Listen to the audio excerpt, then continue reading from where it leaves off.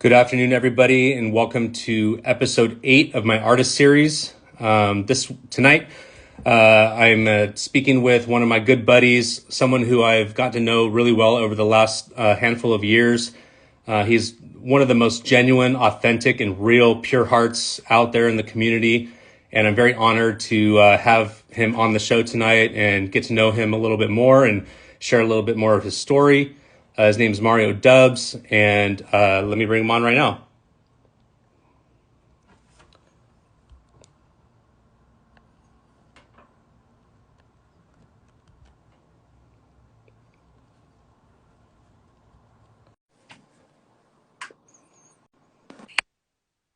What's up, brother? How are you? What's up? How's it going? Man, it's been a minute since I've done a live video since the pandemic days. Hell yeah, man. It's a little bit different than a recorded podcast, man. I appreciate you being here. For sure, man. Thanks for having me. Absolutely, absolutely. Can you hear me good? What's that? You can hear me good? Oh, perfect. What about me? All right. Yeah, good. I know every so often, every couple interviews or so, I get some volume glitches here and there, but I think it just has to do with my signal in the house. But nonetheless, man, I really appreciate you being here. Really looking forward to our gig together in Sacramento this coming up Saturday, or actually on 4/2, excuse me, next Saturday.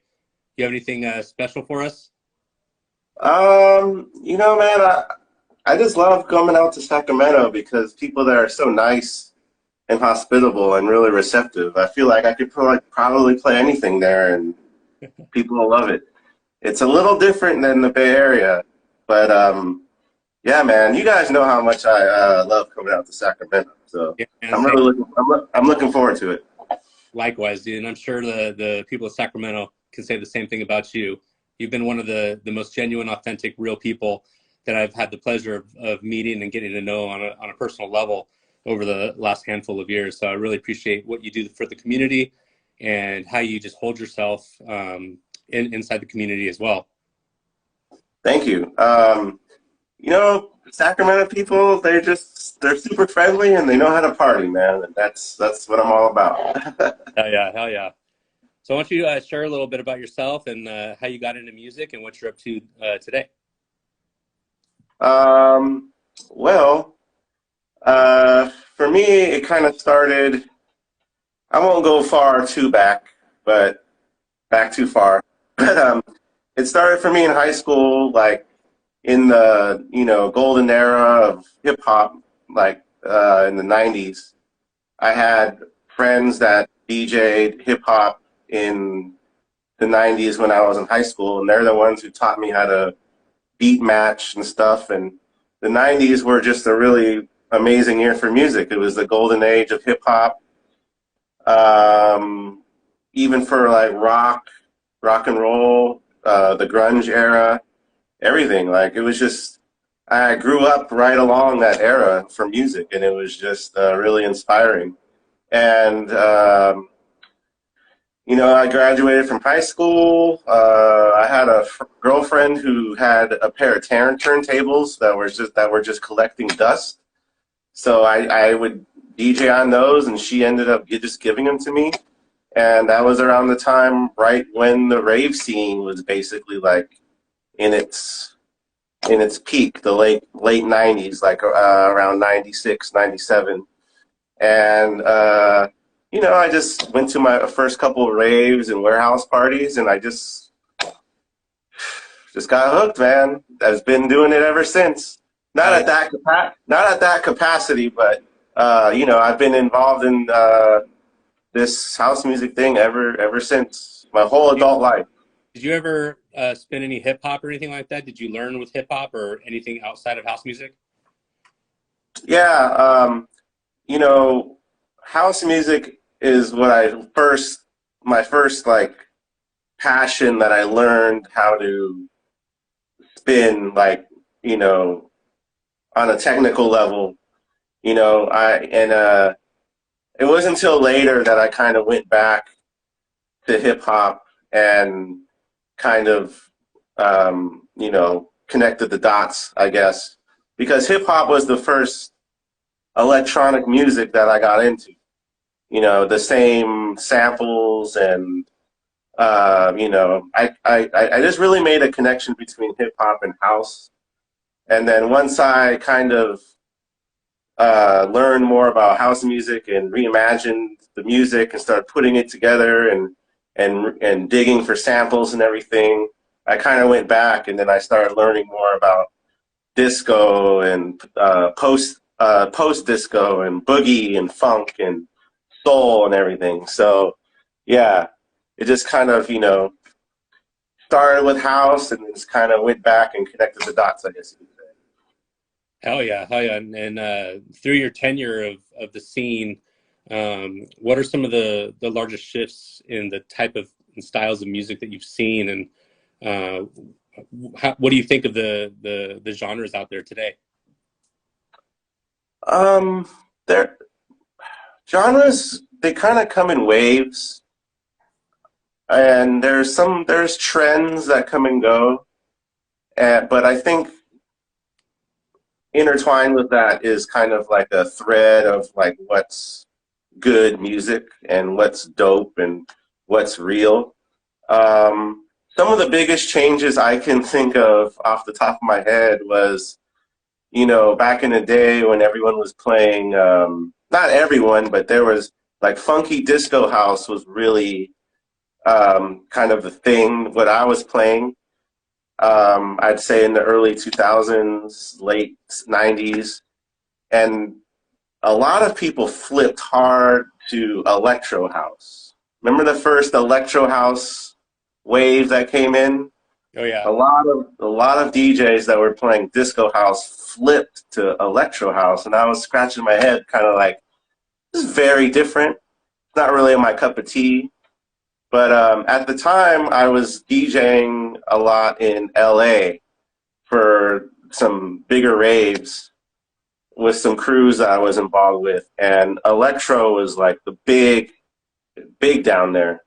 So I experimented with electro a little bit. It was actually kind of more like pre-tech house for me, at least, and kind of still mixed it in with the funky stuff, the funky disco stuff. But yeah, that was one wave that I remember.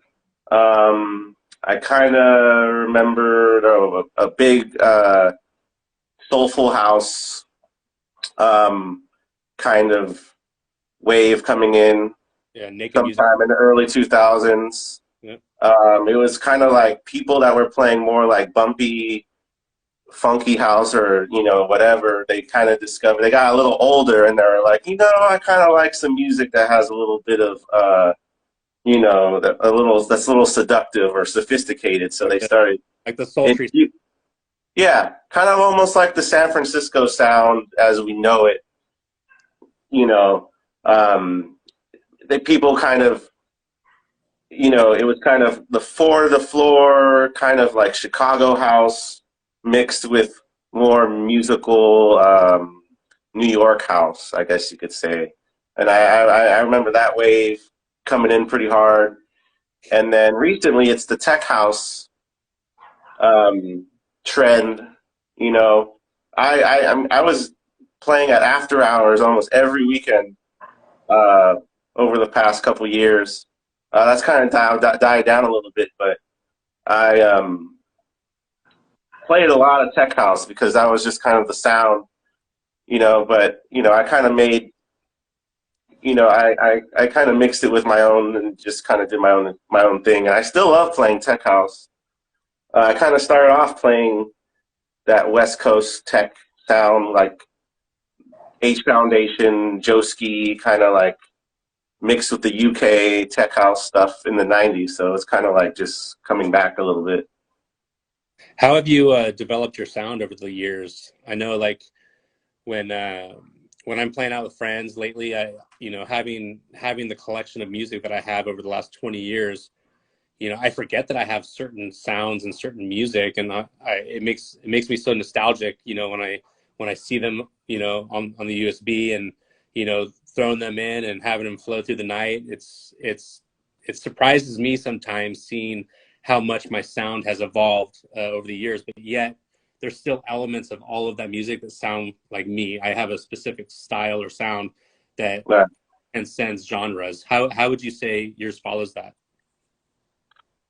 Well, I always try to play a vibe for wherever I'm at. So I may play a little soulful one night, I may play techie one night, I may play a little jack in another, but I always try to maintain like my own aesthetic, I guess you could say. I couldn't really tell you exactly like what that aesthetic is. I feel like other people would know better. It's kind of funny, like hearing my friends say they'll walk into a club or walk into a room and they'll hear the music and they'll be like, "Oh yeah, that's Yeah, Mario." Yeah, exactly. and I kind of feel like that's just kind of like The vibes, man. something I couldn't really describe myself, to be honest. But I think it's kind of funny, actually. Hell yeah. But Even that. one thing is, I buy a lot of new music. I buy new music every week. Like every week, I have a new gig. I buy like maybe like at least 10 new tracks. So I'm always trying out new stuff. But music comes out so fast. Like music doesn't really have a very long shelf life. So I often find myself buying all this new music and then not really playing it ever again. So one thing I feel like I should work on is digging through all the thousands of tracks that I have, and you Categorize. know, just instead of just buying new music all the time, like maybe just this slowing down and like digging a little more in my own stuff, and you know, Just go re-shopping in your own catalog.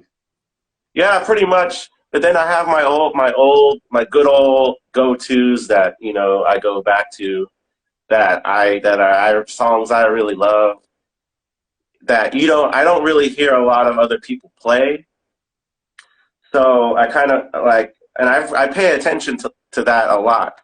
If there's a song I really love, I'll listen if I hear this song anywhere else. And it may not be like a very popular song or anything that great, but those are the songs that I play a lot. Like things that you probably only hear like me play, or Sure. I'm sure there's some guy out there playing it, but those are the songs that I end up playing a whole lot. Hell yeah. Shout out to the homies, Crescendo, Selecta, Jesse, Jaime. Thanks for jumping in.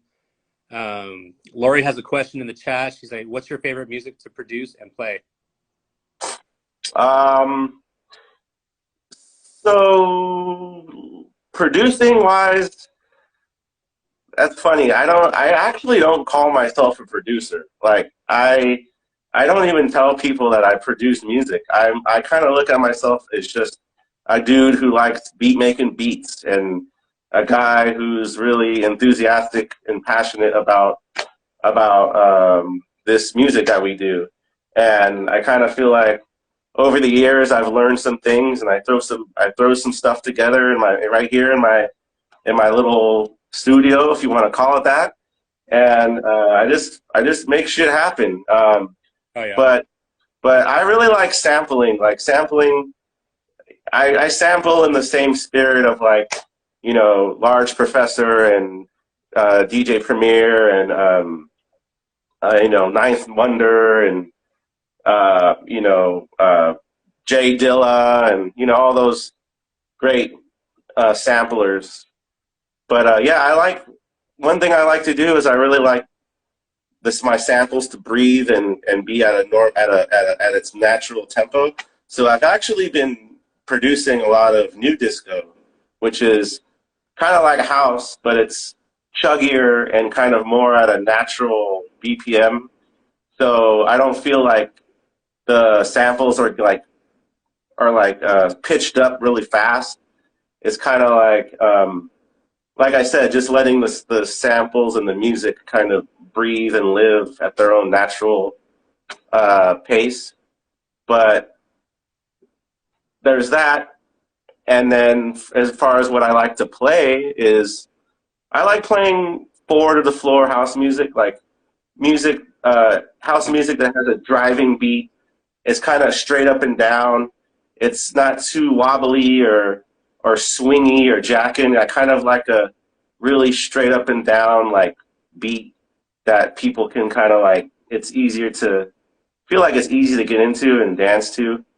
But as genre-wise, it could be anything. But I typically like to play that four to the floor sound with some some kind of emotional content in there. That could be called soulful. You know, soul, disco, funk. You know, I'll play tech, but yeah, it's kind of more of a drive and a vibe that I go for when I'm actually spinning. Hell yeah, hell yeah. And with your tenure, no doubt you've been to many, many parties. Give us an example of one event or one experience that you've had that you've left just completely mind blown and spirit lifted, inspired. What does that look like for you?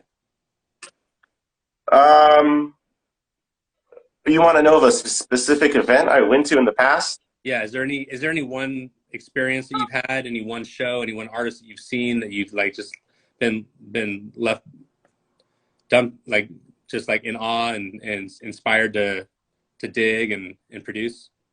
Um, Back in the day, I had a fake ID, and I used to go to Community at 1015 Folsom, Oh which yeah. is considered one of the big, the best original OG parties of the San Francisco scene, along with like The Gathering and Wicked or whatever. But man, at Community, I was just blown away.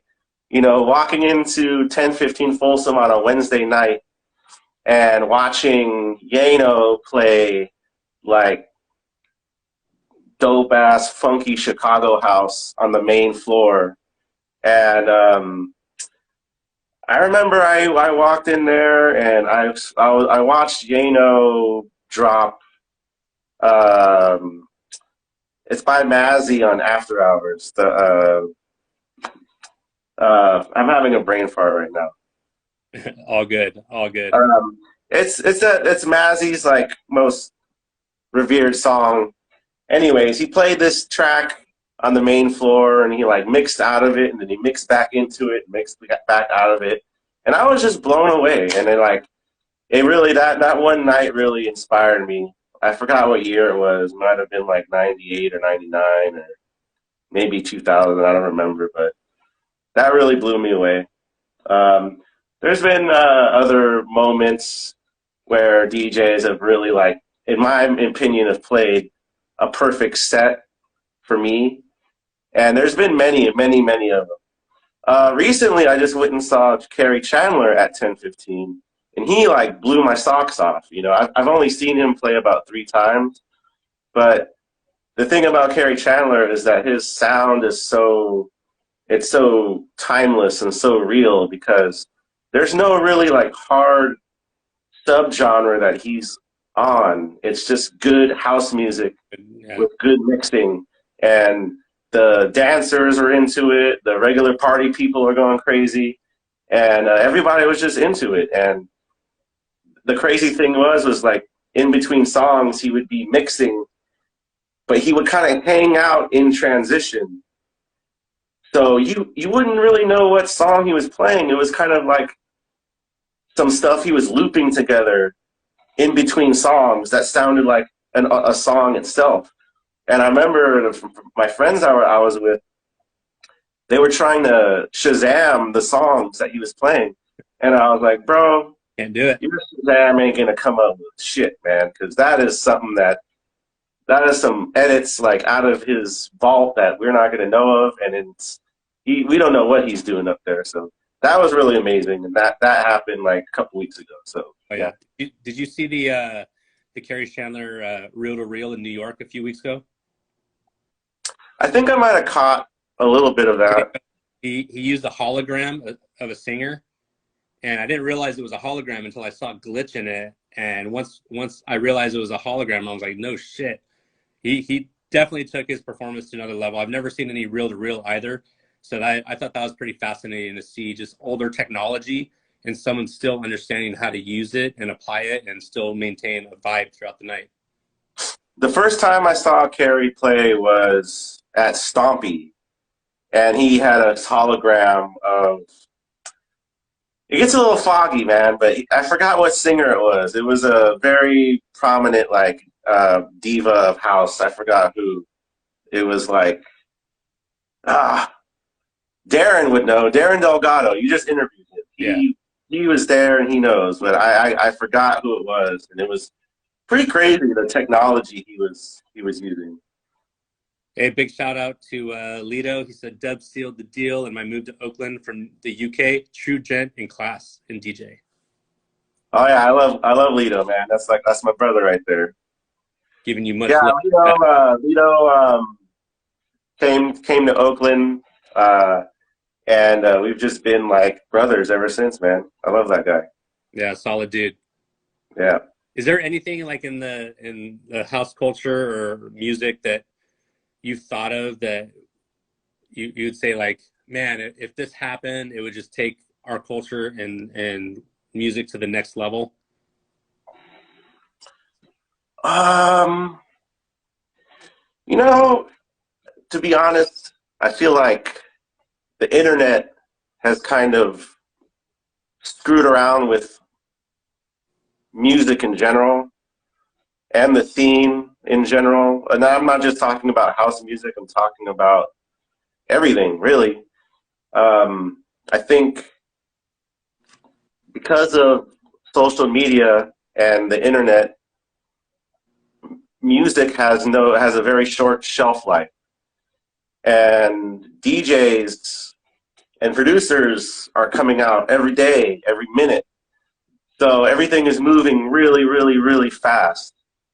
And I kind of wish that we could slow down a little bit and go back to simpler times, but at the same time embracing new technology as far as like production and DJing. But I feel like time is moving really fast at a really fast pace. And I feel like there should be kind of like a revolution as far as like how we socially interact in regards to the internet. If that makes sense.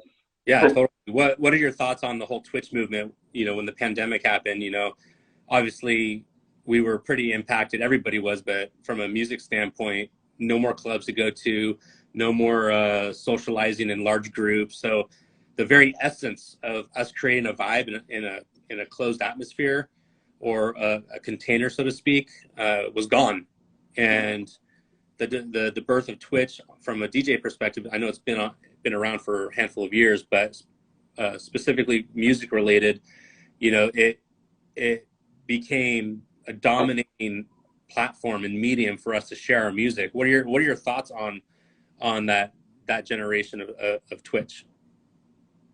So I was never into streaming before the lockdown came. I never really cared. I mean, I thought it was cool. Like, I thought it was cool that DJs did it, but I just never, I was always DJing out in public.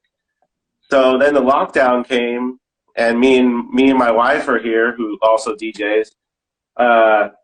Were like, dang, well, I guess we should start twitching and start doing this stuff. So we kind of jumped into it, and we had a lot of fun. We played on a couple really good streams and had a lot of views, and it was fun. And but at the same time, we were kind of like, dang, I hope this isn't the new norm. And then, but during that time, people were still doing outdoor parties, and there was kind of some pushback with that because a lot of people didn't know if they were safe to do. Right. So people were kind of dipping their toes into the outdoor parties, socially distanced outdoor parties. And that's kind of where our parties kind of spawned. The Rolling Deep party that Heather started with the kind of bridging the gap between like the roller events and house music. And then I started doing It's a Lovely Day, which is more focused just on house music. But back to the Twitch thing, Yeah, I think it's totally cool. A lot of DJs out there, I don't think really everyone has a different situation. Um, some people they don't like going out anymore, or they have kids, or they have a really demanding job, or they live kind of far. So all those DJs who aren't really in the scene for valid reasons, were like, hey, I can DJ in my bedroom or my studio and have watchers or listeners. And they're like, well, I don't really have to, necessarily go out to be heard. And for them, I think it's really dope. Um, and I see a lot of those guys still, or guys and girls still doing it. And I think that's totally dope. For me, I like playing out, and I'm kind of bad at like focusing on too many things at once. So for me, once things opened back up, it was back to business for me. And I kind of not really have paid too much attention to Twitch too much. I do streams once in a while. I did a stream of Lido actually not too long ago, and my friend Frankie, and that's fun, hanging out with friends and whatnot. Oh, But yeah. yeah, Yeah, um, a few minutes ago, you had mentioned like when friends have like demanding jobs or children. I fall in that category, and I still am a weekend warrior when it comes to going out and playing music. And I know you play very often too. What have been some of your coping strategies on balancing the nightlife with the career, so to speak, professional career? um, so man, that's a good question. Um, contrary to popular belief, I don't actually party that much. People think that I'm like Charlie Sheen or like Hunter Thompson, Hunter S. Thompson reincarnated. Like people out there really think that I'm like this 24-hour a day party animal because they saw me DJ at 4 in the morning at after hours, Yeah, like every weekend for a few months, a couple summers ago. And we were drinking beer and partying. But I'm kind of a weekend warrior, and I have a 9 to 5 job. Um, that I'm pretty responsible guy. I like to cook. I'm married, and we own a home in East Oakland, and I DJ whenever anyone wants me to DJ. I'll DJ. It could be during the week or whatever. But I am mostly like a weekend warrior, and I have found that balance where I have a job that pays the bills, and it's not too demanding on me on the weekends. And on the weekends, I let loose, and I have gigs and everything, and it just kind of fits together. I don't know. It is what it is. oh yeah. If you could DJ anywhere in the world, where would you DJ and for what party? Oh man, you know,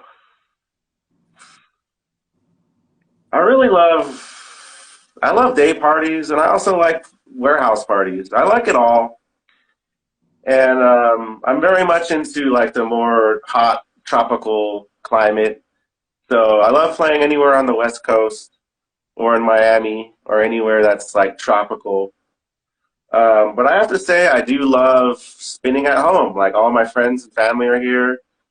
I'm pretty fortunate to be in a scene where I'm busy, and there's a lot of people out there who don't really have what we have here in the Bay Area. They might live in the middle of nowhere, and they see everything that we do here in the Bay Area, and hope one day they could have that opportunity. So I love playing here in the Bay Area. And, nothing. I've gone on crazy trips, festivals, and I've had some pretty cool gigs other places, but I always love coming home, man. That sounds kind of corny, but it's the Nah, truth. dude, that's a true testament to your character, brother. And I just want to acknowledge you how humble you are with your with how much music you have around you and all the artists and everything. You've just remained one of the most humble, genuine people I know. So I just want to acknowledge you for that. Thank you. I appreciate it. Yeah, I would absolutely. say that, like, you know, mostly, like, as far as like my inspiration has gone, it's all come from my friends and my peers. Like, we all have DJs that we look up to, like gods, and producers. But it's always been my friends from high school, and my friends that I used to go record shopping with, and dig for records. Then they don't DJ anymore, and those are the guys. I could name them right now, and no one would know who they were. Those are the guys who I love, really inspired me. You know what I mean? I love it. I love it.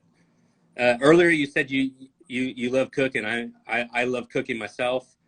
What are some of your favorite meals to cook? Man, so I really like to cook. Kind of is in my blood. My family my family's from Louisiana, New Orleans, so we're all into that, Creole Cajun stuff. And I like cooking everything, like as far as like quiz region wise. But I have to say that I think I've kind of mastered my teriyaki chicken, the Uh, marinade. Stacy just So said that right before you said that. so I my so chicken thighs. So all right, we're really gonna get deep into this. So chicken thighs, I feel is like the perfect protein. It's you can overcook it, and it's very forgiving, and Yep. it stays juicy and it stays tender. So you get some chicken thighs and you marinate them overnight in a good marinade, and then grill them or air fry them or bake them, and you're gonna have something that's magic, man. Like I think you I cooked 50 pounds at the family group pool party last year. I did, and one of someone I didn't really know. I gave them some, and they took a bite, and they were like, I saw the look on their face. They looked around, and they were like, "This is good." But yeah, that's one thing I really like to cook. I like cooking Mexican food, tacos. I don't know, a little everything. I like cooking fun food. Yes, DJing and food and cooking are kind of related. I like cooking fun things that I can give to people and see a smile on their face. I think You it's know, just more or less like the energy that you put into either music or food. You're able to see people enjoy what you've made and created. I think those go hand in hand, exactly like what you said. yeah, totally. I like, would, I'd like to think I'm a pretty hospitable person and genuine, just generous person. Very. When we have visitors over, I like to cook food, and I also kind of use cooking as a way to show people that I'm an actual like real person besides just DJing. I'm really conscious about like what I post on social media, and I realize that not everyone is excited about my gigs or my music as I am. So I like to post, I like to balance my social media out with music and real stuff that I'm doing, and I like to cook. So that's just Staying kind real of is my way of showing people that I'm a normal dude. Yeah, but staying real and being authentic is a really good quality to have, and it's so important for us to maintain that level of humbleness and in a scene and culture that can be subdued by ego. I know that we've all experienced it before, and it just doesn't get you too far. So I definitely applaud you for that. Yeah, you mentioned ego. Ego is the force that in life that equals misunderstanding. And I'm human and I'm not perfect, but usually when I'm dealing with people in this industry and in life in general, I always try to put my ego aside and look at things like as realistic and as I can from everyone's perspective. So yeah, keeping egos in check is definitely important. Yeah, I think you're definitely a good diplomat. You play Switzerland very well with different True. groups. It's like, yeah, I do play Switzerland, and the thing is that whenever there's a situation, there's always two sides to the story. But there's also a third side, and the third side is the truth. So I try not to get caught up in a lot of the conflicts that I see out there, and it's you know yeah, I play Switzerland, but there's times where I have to not play Switzerland, and I have to stand up for like what I think Sure. is right, like for whatever situation it is that's in front of me. So, but usually I just try to put out the same vibe that I expect. You know what I mean? I let people work out their own things in life. There's no need for me or anyone else to like get too involved. You know what I mean? No, I definitely appreciate that. Mad love on that. Respect. Sure. So I'm going to go a little deep now. I saw a quote on your page. It said your favorite quote. I don't know if you remember when you put that on there or not, but it says, "You become what you fear and hate the most." Tell us a little bit about that. Yeah. So that was a quote from my brother. Um, as anyone out there who knows me knows that my brother, both of my brothers were really inspiring to me, and my brother Ernie used to say that quote a lot because um, it's hard to explain. Um, if it's basically like if you're always battling against something that you hate and you're always reacting intensely to something that may not be what you agree with, all that intense energy and that hatred towards that thing actually kind of consumes you. It Does that does. make sense? My Yeah. interpretation of So that is like what you resist persists. yeah. Very similar So to that statement. like me and my brother were at this bar, and there was this tough guy walking around. He looked like a biker. He kind of looked like the lead singer to Metallica. He was just like walking around. He looked like a hard ass. And then my brother, they were playing pool or whatever. My brother went up there, and I think they started playing pool, and the guy ended up being the coolest guy at the whole bar. And later on, my brother told me that quote. He said, "You become what you fear and hate the most," and that's how he felt that guy was acting. And you're right. It's a kind of complicated, but it's one of my favorite quotes that my brother kind of. I remember my brother saying a lot. So Oh, I love it, man. It's true words, and I really appreciate your authenticity and humbleness. Any parting words before we wrap up? um, not really, man.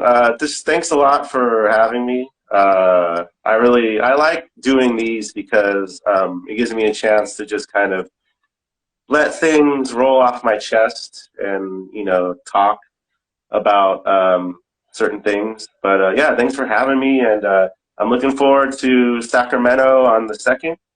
I hope